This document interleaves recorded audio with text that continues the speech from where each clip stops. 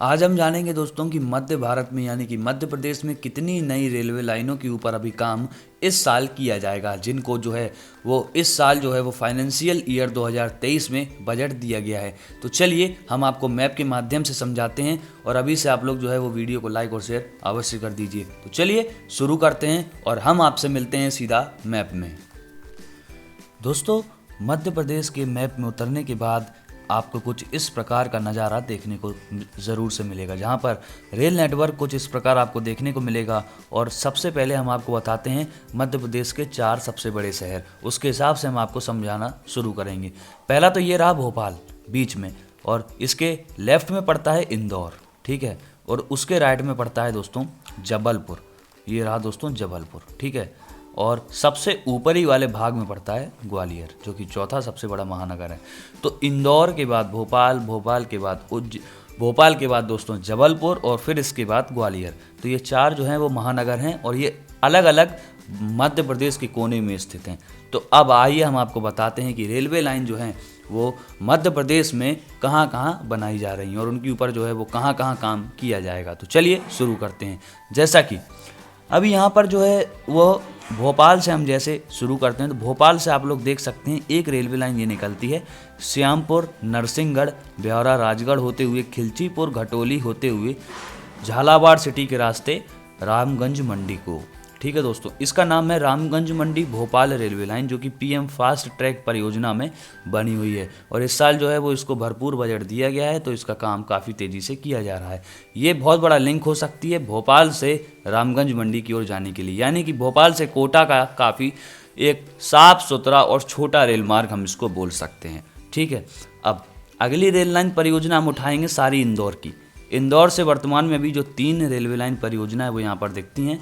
एक है इंदौर से धार के रास्ते दाहोद तक, जी हाँ, ये रहा इंदौर, और यहाँ से अंबेडकर नगर से निकलती गुनावत के रास्ते सरदारपुर, इसके बाद दाहोद तक। तो ये है इंदौर दाहोद रेल लाइन परियोजना। इसके बाद में नीचे बढ़ते हैं तो डॉक्टर अंबेडकर नगर से गुनावत के रास्ते सीधा जोबड़, जोबड़ से इलाजपुर के रास्ते सीधा छोटा उदयपुर। तो यह दोनों इंदौर दाहोद और इंदौर छोटा उदयपुर रेल लाइन परियोजना कुछ रास्ते तो साथ में चलती हैं धार तक, और धार से जो है वो यहाँ पर अलग हो जाती हैं। तो यानी कि धार एक जंक्शन पॉइंट बन जाता है। ठीक है दोस्तों, तो इसका काम भी काफ़ी ठंडे बस्ते में चल रहा है, लेकिन अभी थोड़ी बहुत जो है वो काम की स्थिति यहाँ पर हमको देखने को धरातल पर प्राप्त हो जाएगी। अब हम बात करते हैं अगर इंदौर के लिहाज से तीसरी रेल लाइन परियोजना की, तो वो होने वाली है इंदौर मनमाड़।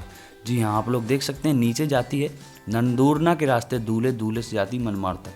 तो यह जो रूट है ये मुंबई के लिए काफ़ी कारगर हो सकता है और छोटा रूट साबित हो सकता है, जहाँ से इंदौर से जो है मनमाड़ पहुँचना काफ़ी आसान हो सकता है और शॉर्टकट वाला रेल मार्ग हम इसको बोल सकते हैं।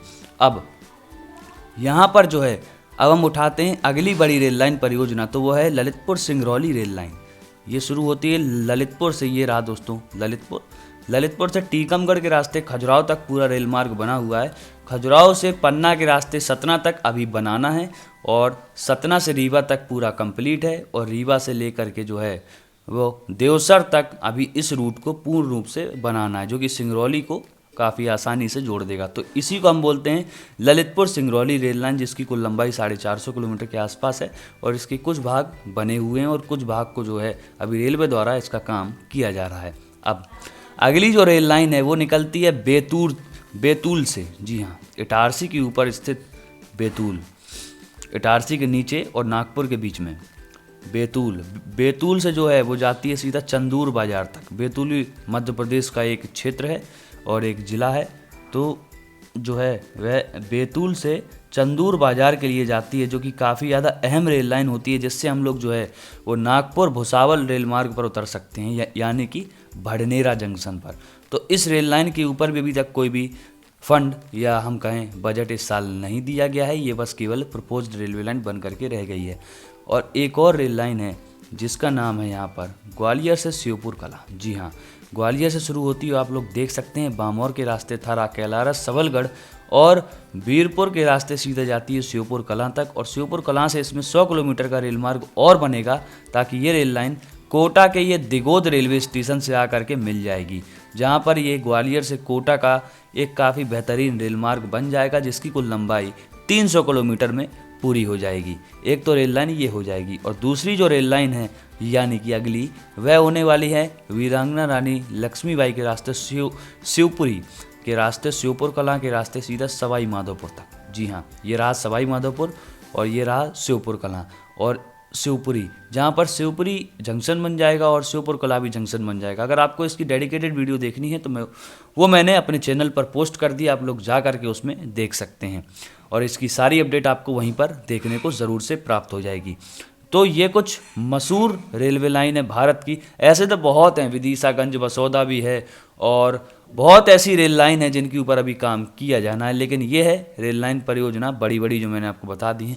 अब इसके बाद में हम आपको बताएंगे गेज कन्वर्जन, डबलिंग और ट्रिपलिंग के बारे में कि मध्य भारत में कितनी रेल लाइनों पर अभी जो डबलिंग है और ट्रिपलिंग का काम किया जा रहा है और गेज कन्वर्जन का भी काम किया जा रहा है।